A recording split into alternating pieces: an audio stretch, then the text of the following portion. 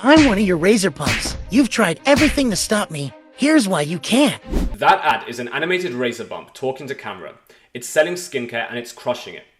Everyone thinks that AI ads are slop, and these people are wrong, because the brands that figured AI out are quietly running creative that would have been impossible or at least wildly expensive a year ago. I'm going to show you 5 AI ads that are winning, 1 mistake that turns AI into garbage, and 1 rule that ties them all together. That's the whole game. Every winner uses AI for something impossible to shoot. Every loser uses AI to replace what a human would have done better and just be lazy. So watch how cleanly that line splits from good to bad. I'm one of your razor pumps. You've tried everything to stop me. Here's why you can't. That bump on your jaw the morning after a shave. That's me. The swelling. The pus. The itch at 2 a.m. because the hair is curling back into your skin. The dark mark I left on your neck last time that still hasn't faded. Me again. You simply can't film a razor bump giving a monologue. So the AI surrealism gets the permission because it's obviously not real and it's not pretending to be real.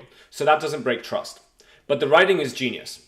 The pus, the itch at 2 a.m. as the hair curls back into your skin, the beard you're hiding behind right now, that's me too. The last line names a shame that the customer feels but never says out loud. And the moment a brand says the quiet part, that's where they earn the rest of the ad. Here's another ad from Dearm. This one's a static. It's the same brand, different format, but the rule's the same. You've got cracked blackened earth on the left, smooth golden earth on the right.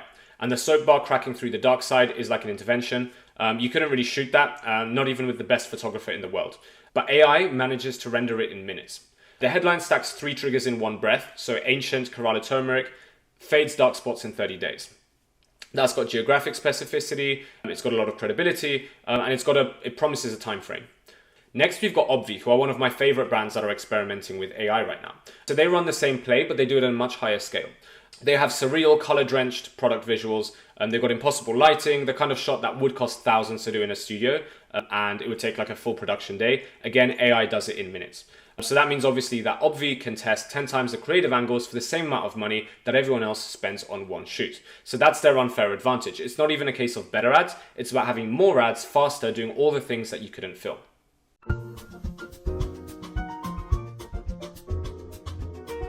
Here's why this is not cringe and actually makes sense. There's something called deep pressure stimulation. Basically, it means applying gentle pressure. It reminds your brain that you're not being chased by a tiger. And problem number 2, I said deep pressure stimulation, not deep pressure suffocation. So what do we do, Kevin? Don't cry, relax, get yourself a breathable weighted blanket that's actually designed for your emotions. Here's an ad by Bearaby. So you've got weighted blankets, an animated AI doctor explaining deep pressure stimulation. It's stitched into a real couple's UGC footage. So the hook says, here's why this is not cringe. It acknowledges your skepticism before you voice it. It kind of handles the objection, but the format is really where the lesson is. You've got an animated character where, because it's animated, it has the permission to be slightly off. So it never really breaks trust, again, like the first ad. He can travel across contexts that humans couldn't really do. So you've got a cartoon presenter standing in a real customer's bedroom, which again, you couldn't film. And yeah, overall, the best part, in my opinion, is the integration between AI and real shots. So using AI for the bits you can't really film, but keeping the best human footage that you have. I made a turmeric bar to fade my grandmother's dark spots, but I had no idea it would help this many people. For decades, my grandmother had dark spots all over her face that wouldn't fade. She tried everything: brightening creams, dermatologist visits, chemical peels, nothing worked. Some of it even made her skin worse. I started looking into what people used before all these modern remedies existed. So I started Dearm to share it with everyone who'd been struggling like she would. No bleaching agents, no burning, no harsh chemicals. This one's where the rule gets interesting. The script is fantastic, and it names specific failed solutions such as brightening creams, dermatologist visits, chemical peels. It's got time-based proof, first week, within a few weeks, within 2 months. And it lands on social proof as well, mentioning 100,000 customers. But here's the catch. The woman speaking is almost definitely AI generated.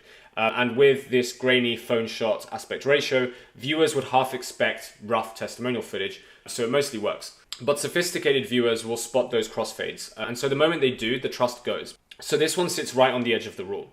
The script is a real asset here, and if you've got a founder with this story, definitely put them on camera. That's going to be so much better.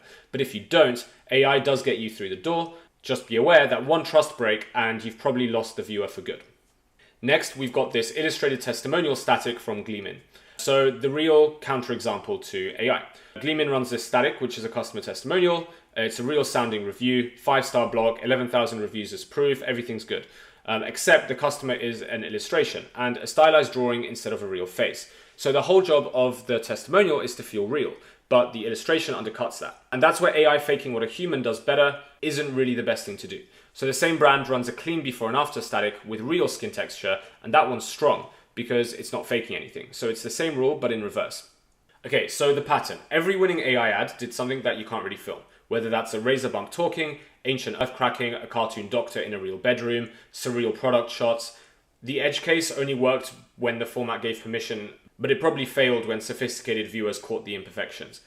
And the last static we looked at from Gleaming was the worst of the lot because it faked what humans can probably do better. So notice that in every winner, AI was the delivery, but it wasn't really the strategy. So the hook, the script, the psychology was all human, but AI made the impossible visuals cheaper to make. So that's the playbook. You want AI for stuff you can't film, but you want to keep humans on the thinking and the raw, authentic stuff.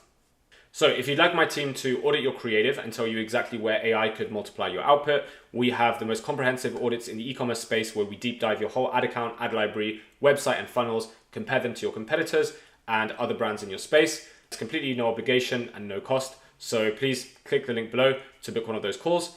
And if you found this content useful, please give me a follow as I share lots of tips and the best ads that I'm seeing on Meta right now from the thousands of brands that our team analyzes every single month.